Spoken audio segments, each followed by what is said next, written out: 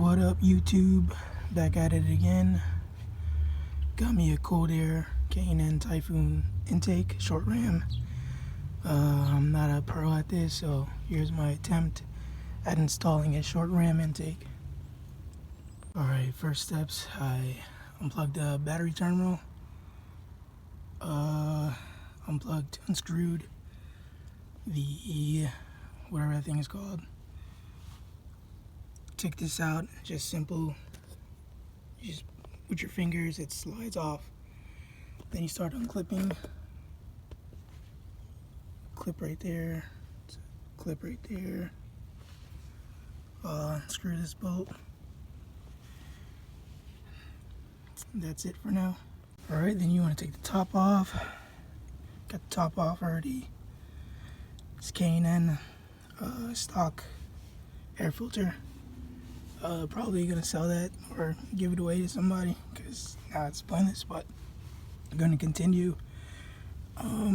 Just unplugging these hoses right here, and I'm not sure if I need to unplug that one, but let's get back to it. Alright, after you remove the top, there's another bolt. I haven't removed that yet. I don't know if you need to remove that, but there's another bolt. It's right.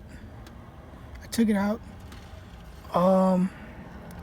I know you can't see it that well, but there's another bolt right here. It's another 10 millimeter. You just need a flat head. So yeah, now I'm about to unplug everything. Let's get back to it. Box. This is what it looks like. You have this hose, the computer air breather, fresh air breather. This is what I disconnected off the stock air box. Sorry, I only have one hand to do this with, so it's really hard. But right here, it's where it was bolted onto the stock air box. So we're gonna go from there. We gotta loosen that bolt,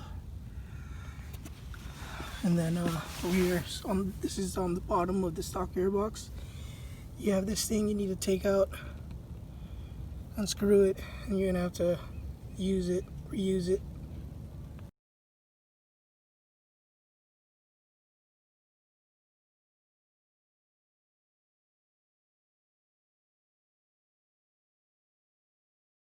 The pliers, as you can see, I almost broke it.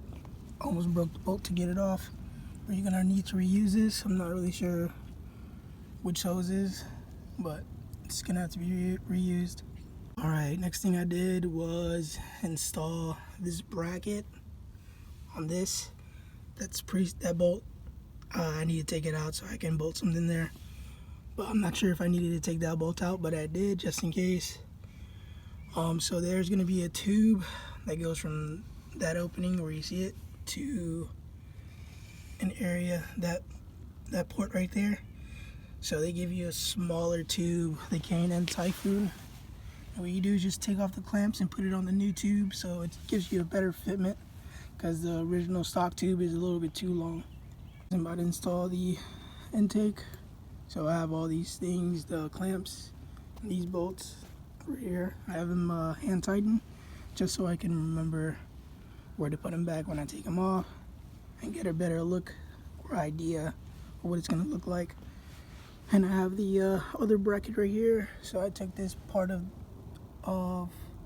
the intake off the bottom of the stock intake, so you're gonna have to take it off, and they provide you with the new bolt with the, I think it's the Allen wrench. So that bolt I took off with the pliers earlier, that thing was trashed, and they provide you with bolts. It's very nice. Before I install the intake, I'm gonna tighten these bolts down. This one, well, that one doesn't really need to be tightened, but hand tightened. And this one right here. So just these two bolts, and then I'll start installing the intake. Alright, tying these bolts down, 10 millimeters. So with this one, you're gonna have to have two wrenches, just one on top and one on bottom, because you have like a nut to screw into. So yeah, two wrenches for that one. Alright, I'm almost done with the install. I got these Allen wrench bolted in. using the original air map sensor. Plug one of these hoses back in. The most confusing part about this install is after I take this from the bottom of the stock air box, I'm not really sure where they go. Don't think it goes back in there. So this hose and this vacuum piece, both sides, don't know where they go, but I did plug them back in the electrical part, so hopefully it doesn't throw out a code. So I'm almost done. That's pretty much the most confusing part about it. So yeah, guys, I'm done installing. I'm not sure if that's gonna throw out a code, but I did the best I could.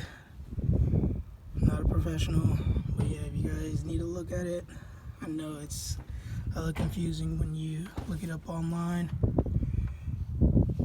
So yeah, I'm gonna fire it up. Hopefully it doesn't throw out the codes without those vacuum lines, but I did reconnect the electrical part, tighten this down.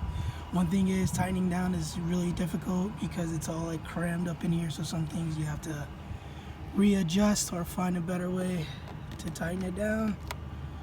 But yeah, everything's pretty stiff, a little bit tighter than hand tight. I didn't tighten it down too tight, except for the clamps. I tightened them down as much as I could. And I'm gonna fire it up. Like I said, hopefully it doesn't throw out a code, because that's gonna be some bullshit. But yeah, wish me luck. Alright guys, good news. There's no check engine codes. The intake is really loud, even on idle. It just sounds like it's sucking up a bunch of air. I don't really know. It's just really loud to me.